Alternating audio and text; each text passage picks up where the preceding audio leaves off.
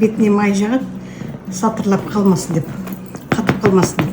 Баяғыда шешелеріміз осылай нанның бетіне жағып ататын. Шешемізден көргеніміз істеп жатырмыз.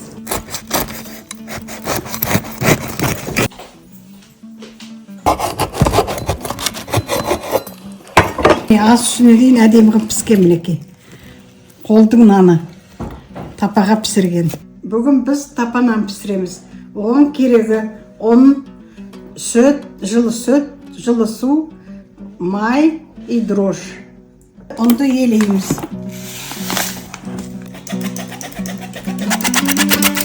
Енді дрожьдан опара жасаймыз, жылы сумен.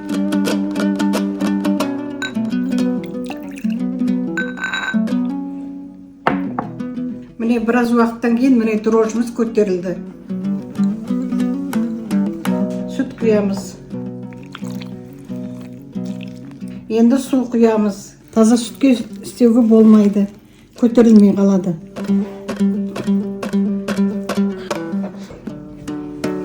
Енді майды құямыз. Майды қосамыз. 1-2 қасық май. Нанды жақсы көңілмен істеу керек. Сонда наның әдемі көтеріледі. Өте тығыз қылмау керек. Өте тығыз болса тағы көтерілмей қалады. Жылы сүтпен жылы су қосасың. Майды да жылтып, бәрін жылтып не қылу керек. Сонда тез көтеріледі. Жақсы көңілмен істеу керек нанды. Нан да бала сияқты бәрін жақсы көреді. Бұрын кезде дрожь болған жоқ. Ашытқыны қолдан жасайды. Оның үстіне су құйып, тәтті қант бірдеме салады да, сосын оны ашытып қояды. Ол бір күнге 1-2 күнде ашиды. Содан ол ашытқы болады. Оны кезде отқа көмеді тапа нанды. Тапаменен. Міне нанды басып болдық. Енді 1-2 сағатқа қоямыз жыл жерге. Міне нанымыз көтерілді. Енді табаға саламыз. Оған астына май жағамыз.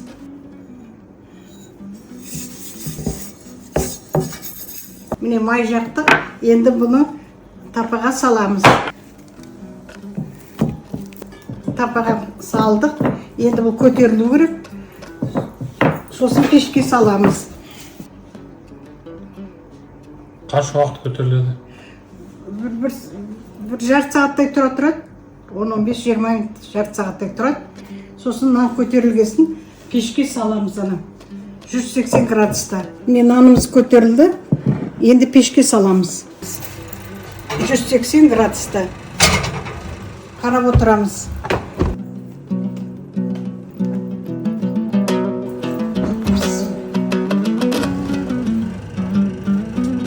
Міне нанымыз пісті.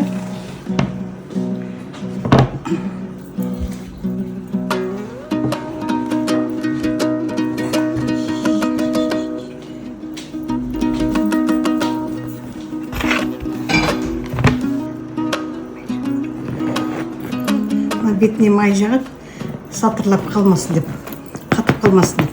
Баяғыдан осылай тапанан пісіргенде бетіне май жағып ататын шешелеріміз. Сол шешемізден көргенді істеп жатырмыз енді. Қолымыздан келгенше. Кейбіреулер су жағады, су да жағады бұлай бетіне. Беті тарсылап қатып қалмас үшін. Май болса май жағады, май болмаса су жағып болады, су да жағады. Ыстық. Қайнап тұр. Жаңа пісті ғой. Ал енді мына нанымыз пісті. Енді кесіп көреміз.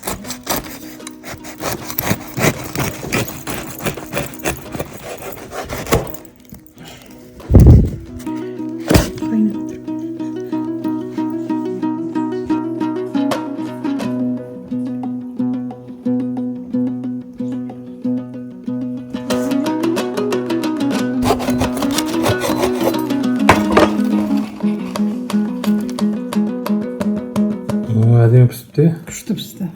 Мінекей, нанымыз пісті. Әдемі болып. Осылай пісіріңіздер, балаларға пісіріп беріңіздер.